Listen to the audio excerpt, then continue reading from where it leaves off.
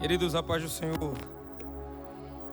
Amados, que alegria poder estar junto com os irmãos mais uma vez, nessa manhã, para trazer-lhes uma palavra da parte do Senhor, nosso Deus. Quem trouxe Bíblia, diga glórias a Deus. Livro de 1 Reis, capítulo de número 17, verso de número 21.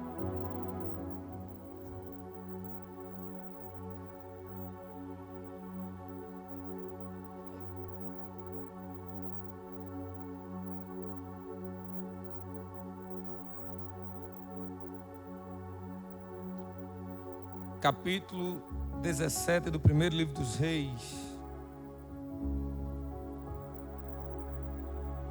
verso de número 21.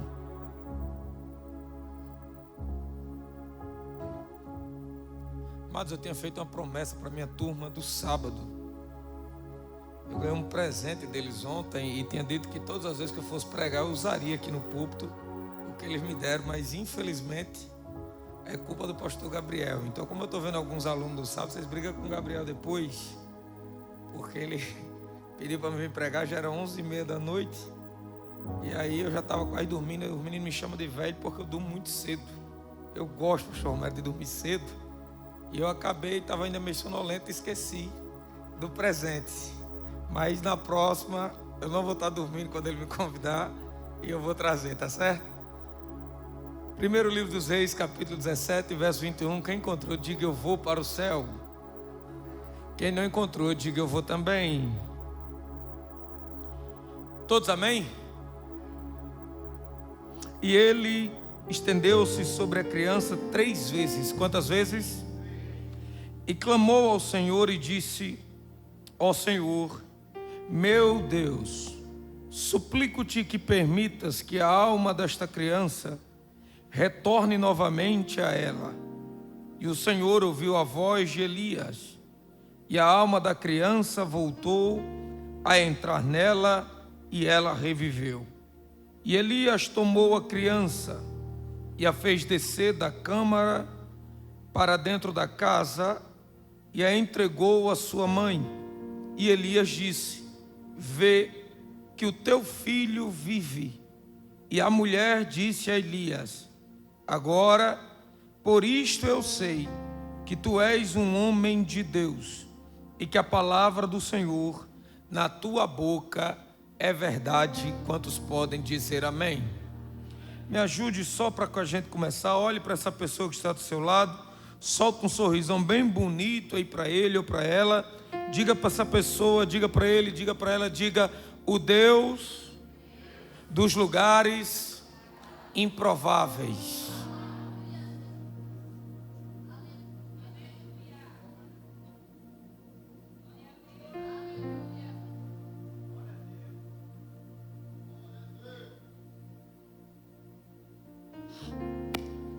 Amados, eu prometo a vocês que irei ser muito sucinto e bem rápido na medida que o Senhor já nos proporcionou essa palavra para compartilhar com vocês essa manhã. Não quero cansar os irmãos, nós ainda temos mais 2 cultos, mas eu quero entregar uma palavra de Deus para as nossas casas. Queridos,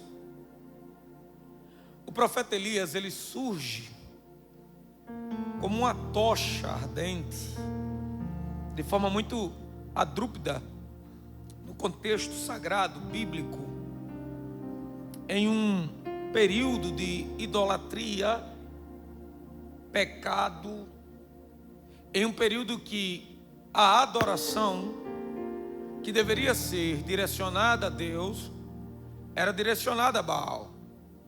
Isto porque, quando Deus ele estabelece o seu povo, havia até uma seriedade de relacionamento entre os irmãos.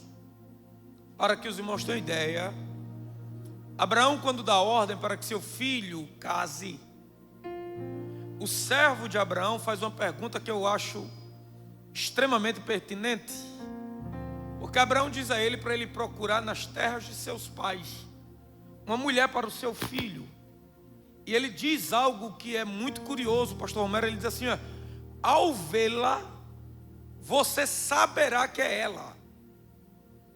E o servo de Abraão pergunta para ele: mas se eu não achar a moça, eu posso encontrar a primeira que eu ver e trazer para casar com seu filho? Abraão responde de forma muito enfática. Abraão diz: não faça isso.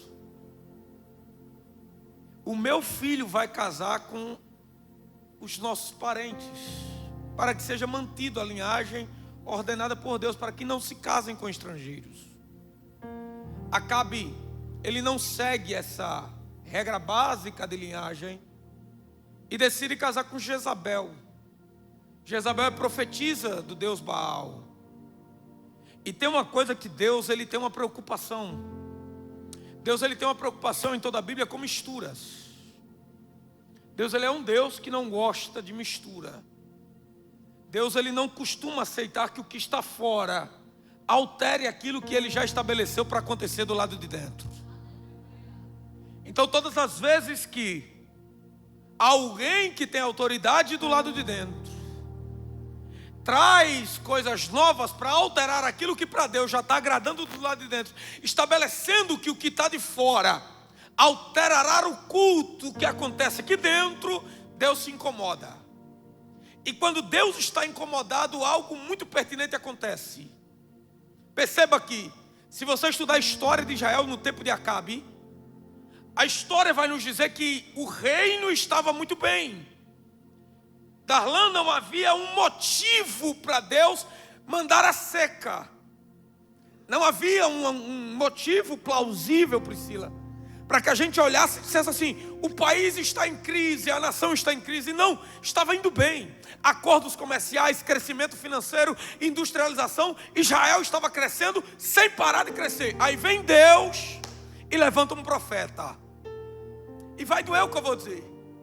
Profetas não são levantados por uma preocupação social divinamente inspirada por Deus.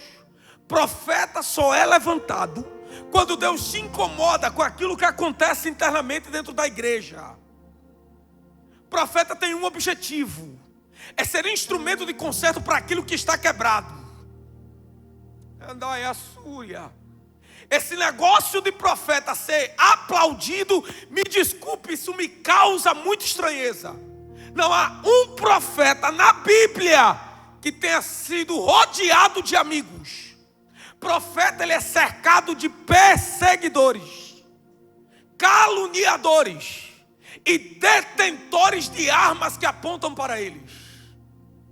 Profeta é caluniado e perseguido não porque ele é bom, não porque ele é branco, negro, gordo. Não! Profeta é perseguido porque ele carrega uma verdade que só os falsos não suportam ouvir. Ai, ai, ai, arrepiei. Quando você vê alguém incomodado com um profeta, se prepare, porque logo, logo Deus vai revelar que ele nunca viveu a verdade que ele diz pregar. Não se incomoda-se com um profeta que levantou-se o Senhor. Ele só incomoda quem não anda de acordo com o que Deus quer. Tanto que no capítulo 18 você vai ver, Acabe chamando ele de perturbador de Israel. Sabe por que Deus levantou Elias? Porque o culto não era agradável. Vai doer. Sabe por que Deus levantou Elias? Porque a entonação vocal dos cantores do templo era até bonita, só nunca conseguiu alcançar o coração de Deus. E tudo que eu faço que não alcança o coração de Deus nunca foi bênção, sempre foi fracasso. Olhe para alguém do seu lado e diga para ele: todas as suas atitudes, diga para ele, todas as suas atitudes, antes de alcançar os meus ouvidos, procure alcançar o coração do Senhor. Em tudo que nós fazemos, faça sempre lembrando de que a primeira pessoa que tem que ser alvo das suas ações não sou eu, é Deus. Deus se incomoda e levanta Elias. Agora, perceba como Elias se levanta. Elias se levanta com a ordem de acontecer uma mudança climática. Por que Deus faz isso? Porque Deus é especialista em saber aonde te atingir. Por que Deus manda a seca? Simples. Israel era dependente da agricultura. Até os dias atuais, Israel se encontra no meio do deserto. Até os dias atuais, Israel é dependente da agricultura. Apesar de ter desenvolvido novas ferramentas de comércio e crescimento, ainda assim, o que pauta prioritariamente ainda é a agricultura. Deus, ele poderia ter tocado em tudo, mas ele só toca onde dói. Sabe por que às vezes você reclama de que o diabo está te provando e você sente que está machucando? O diabo não tem estratégia para te tocar sem que antes Deus permita. Para poder mexer com você, ele tem que pedir permissão ao seu Senhor. E para mexer com você, ele tem que subir lá e dizer assim: eu posso tocar. É Deus quem diz: toca nisso e naquilo. Por quê? Porque Deus sabe o jeito certo de te trazer de volta para a presença dEle. Então eu tenho algo para lhe dizer. Se fosse o diabo, nem aqui você estaria, já estava morto. Se fosse o diabo, nem aqui você estaria, seu fôlego de vida já teria sido arrancado. A porta quem fechou não foi o patrão, foi Deus. Porque Deus está dizendo: se não fosse eu, nem pão tinha na sua mesa. Fui eu quem fechei, mas fica tranquilo, quando eu te trazer de volta, eu abro. Segure a mão dessa pessoa que está do seu lado, por favor. Se você está do lado de alguém, se você não está, levante essa mão para cima. Recebe essa palavra. O Senhor está dizendo: fica tranquilo, eu sei a medida certa da tua estrutura e eu sei até onde você aguenta. Aleluia, aleluia, aleluia. Pastor Adriano, tem algo que Deus vai fazer. Porque Elias profetiza, e pastor Romero, quando ele profetiza que não vai chover, nem vai cair uma gota d'água, não vai neblinar, não vai cair orvalho, algo me chama a atenção. Deus poderia ter dito assim: Elias, aproveita os aplausos, os holofotes, fica no meio do povo, que todo mundo está sabendo que você é profeta. Só que tinha uma casa lá em Sarepta que precisava de socorro. Ai, ai, ai. Darlan, a distância entre Querite, que foi onde Deus mandou ele ir após ele profetizar, e Sarepta gira em torno de 130 e 150 quilômetros a pé. Agora, paz, meus senhores e senhoras, o que me assusta é a geografia dessas cidades. Primeiro, Querite, apesar de ser um lugar deserto, já é um lugar que pertence às terras de Baal, os lugares de adoração a Baal. Aí Deus não só providencia carne por couve e ribeiro com água, só isso já dava para a gente falar em língua estranha. Por quê, meu Pedro? Porque em um lugar deserto ainda tem ribeiro e couve para socorrer profeta. Ai. O que eu tenho para dizer para você é isso: para de julgar Deus pelo lugar que você está inserido. Deus está dizendo: pode não ter mar, mas tem ribeiro. Pode, meu Deus. O que Deus está preocupado não é aonde eu vou, aonde eu quero ir, mas é a estratégia de providência que Deus projetou. A primeira vez que a palavra de Deus aparece veio a palavra de Deus a Elias. Esse termo, palavra aqui é tzivitzi. Tzivitzi é ação futura de socorro. Não entendi. Você está aqui perguntando como vai ser, e Deus está dizendo: vai segundo a minha palavra, porque quando você está aqui já tem ação de socorro. Ô glória, levante as suas duas mãos lá nos altos céus. Deixa eu ver se tem alguém vivo em plena manhã de domingo na Pão da Vida. O Senhor está dizendo: só obedece a minha voz. Vai, porque tem socorro chegando. Vai, tem providência vindo.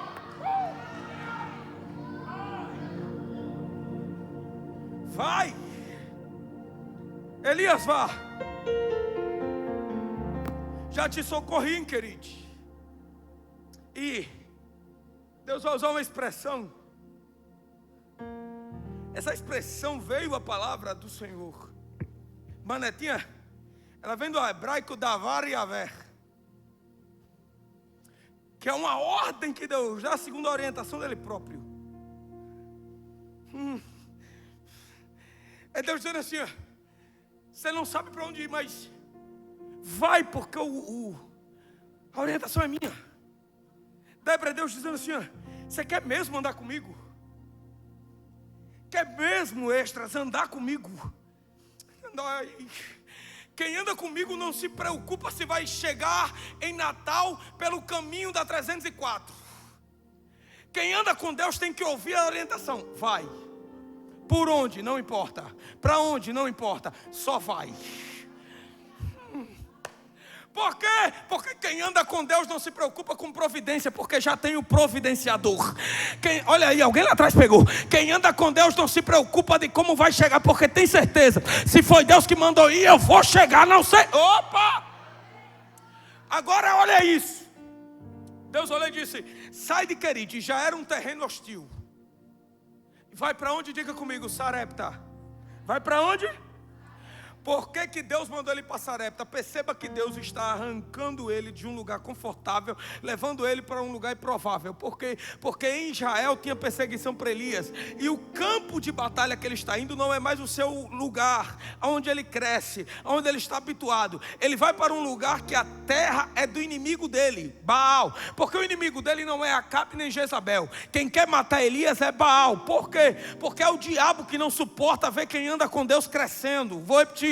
Oh glória, alguém entendeu? É Deus dizendo: quem quer te matar não é essa pessoa que te persegue, ela é só um instrumento. Quem quer te matar é Satanás. Quer te matar no teu campo de conforto e também no campo de batalha. Mas eu tenho uma palavra de Deus para o seu coração: eu te sustento e te guardo em Jerusalém. Oh glória, levante essas duas mãos lá em cima, enche essa casa de glória, porque o Senhor está dizendo: eu sou Deus em Jerusalém, eu sou Deus em Querite, e eu sou Deus em Sarepta. Oh glória! Vai para Sarepta. Deus faz algo que me chama a atenção. Por quê?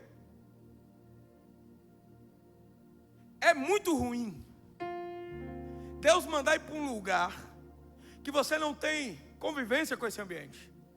É duro sair do comodismo do ambiente.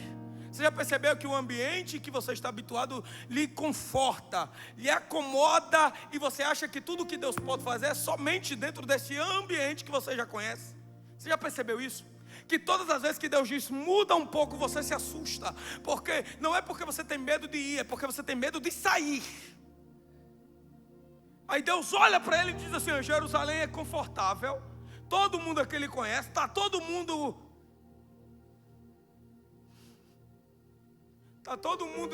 lhe aplaudindo, porque todo mundo sabe, você é profeta. Mas vai para uma terra que ninguém te conhece, ninguém sabe quem é você. Vai para lá. Quando Deus manda ele ir, Elias vai.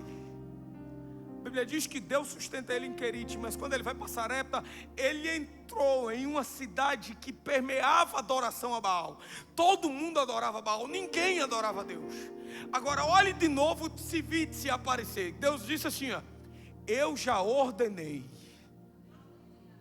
De novo, a palavra tzivit aparece, ordenar. É como se Deus estivesse dizendo: vai para lá, porque primeiro eu usei elementos naturais para te sustentar. Primeiro eu usei ribeiro e covo, mas agora, de novo eu vou usar um improvável para te sustentar. Quem? Eu vou usar uma viúva. Por que, pregador? Porque viúva no Antigo Testamento e no Novo Testamento, de acordo com a tradição, é alguém que não tem condição nem de se autossustentar. Quanto mais sustentar alguém, Deus está dizendo: eu vou usar coisas improváveis para prover aquilo que você precisa. Você não está entendendo? O Senhor está dizendo: não se preocupa, para de confiar em quem tem, porque eu sou Deus que uso coisas improváveis para manter a tua vida intacta. Eu vou repetir isso para você entender. O Senhor está dizendo: se não der na feira, se não der no supermercado, se o empresário não te ajudar, fica tranquilo, eu quebro o protocolo, uso os improváveis, mas você não vai passar necessidade. Só quem acredita joga essa mão lá em cima. Por 10 segundos começa a abrir a boca, porque o Senhor está abrindo a porta da improbabilidade para sustentar você, para guardar você. Chegou em Sarepta. Quem deveria sustentar quem? Diga comigo: a viúva. Diga forte, diga: a viúva deveria sustentar Elias. Quantos já leram esse texto? Diga glória a Deus. Quem tem necessidade maior, a viúva ou Elias? Quem? Mas quem deveria sustentar Elias? Não era Elias que deveria sustentar a viúva. Sim ou não? Só que a Bíblia diz: eu já ordenei uma viúva para que ela providencie tudo que você precisa. Aí me assusta, porque quando Elias chega, a Bíblia diz que Elias olha Darlan e diz assim: ao chegar em Sarepta, tinha uma viúva colhendo. Quem conhece o texto? Colhendo. Irmão, essa mulher está colhendo graveto. Sabe o que ela está fazendo? Trabalhando. Oh glória.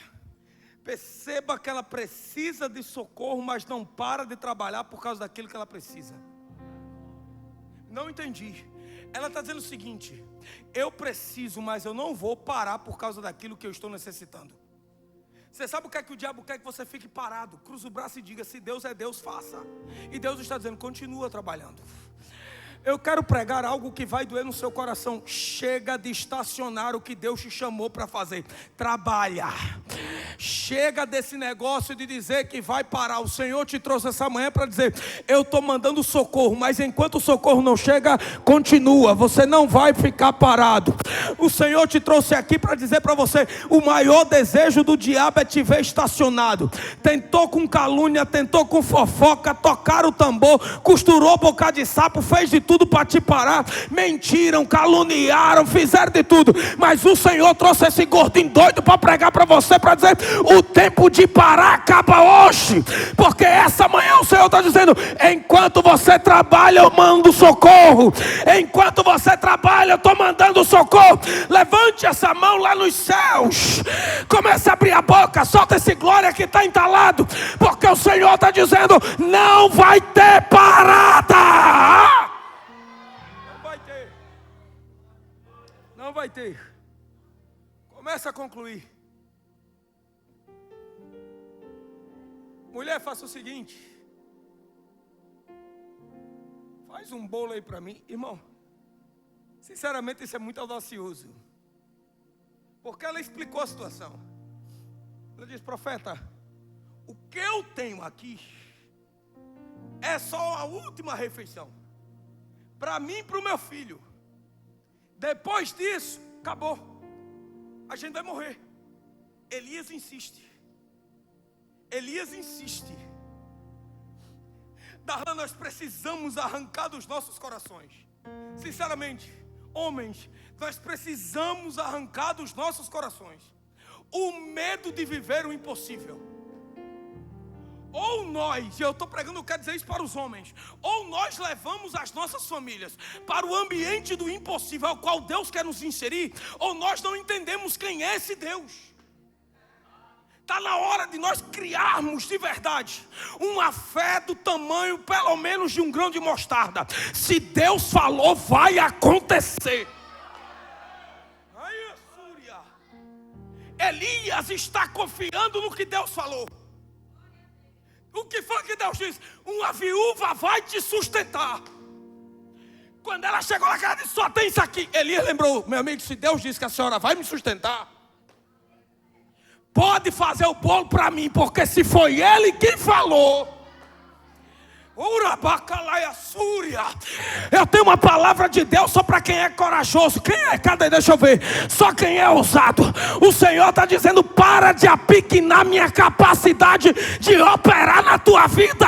Levanta essa cabeça e entra na guerra. Se fui eu que falei, vai acontecer.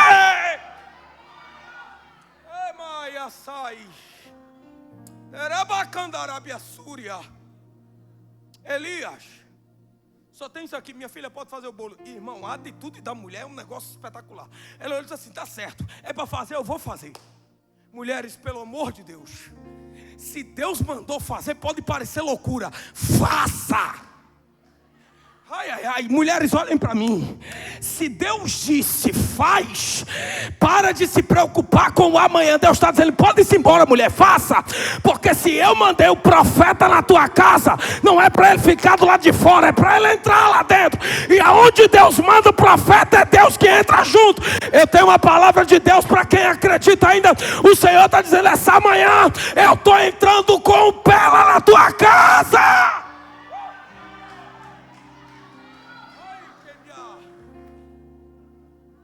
Fez o bolo, fez o quê? Fez o quê? Olha a frase do profeta: não vai faltar nem, diga forte, nem azeite e nem. Sabe o que é que o profeta estava dizendo? Minha filha, eu vim da parte dele. E o que Deus está dizendo é, todas as vezes que você prioriza a voz dele, a recompensa para você é multiplicação, sem nunca mais faltar. Eu tenho uma palavra de Deus para o seu coração. Se prepara, porque essa manhã Jeová está entrando na sua casa e está dizendo, já que você essa manhã me trouxe e entregou o teu melhor, eu tenho algo para te dizer. Não vai faltar farinha nem azeite.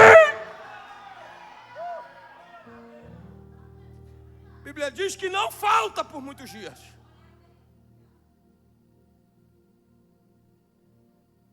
Pastora Mônica, mas Deus tinha entrado na casa. Repita comigo, Deus entrou na minha casa. Diga mais forte, diga, Deus entrou na minha casa. Que hora é aí? Alguém sabe me dizer? 11h41. E eu vou terminar com isso. Oh, glória! Às 11h41, eu estou todo arrepiado. Deus acabou de entrar nas nossas casas. Ai, vou dar lugar. Irmão Pedro, por que o senhor está arrepiado? Porque a mulher não sobrevivia de provação de azeite e farinha só. A Bíblia diz que o filho dela morreu, só que Deus tinha entrado na casa dela. Eu vou repetir isso até alguém entender. Deus está dizendo, já que eu entrei na sua casa, não só não vai faltar farinha, não só não vai faltar azeite, como também todo milagre que você precisar, eu vou fazer lá dentro. Segure a mão de alguém e aperte, seja mesmo inconveniente. Dá uma chacoalhada para ver se ele acorda. O Senhor está dizendo, agora que eu entrei, toda a obra de Satanás contra a sua família acabou de ser quebrada. Agora que eu entrei, teu filho está na minha mão, teu marido está na minha mão, tua esposa está na minha mão. Deus entrou na tua casa. Fica de pé comigo, fica de pé comigo. Não perca esse momento. Olhe para alguém do seu lado, profetiza para ele. Diga para ele, você já recebeu tanta gente lá. Diga, você já recebeu tanta gente. Já entrou mentiroso lá, já entrou fofoqueiro lá, já entrou caluniador. Mas essa manhã quem entrou lá foi Deus. Ai!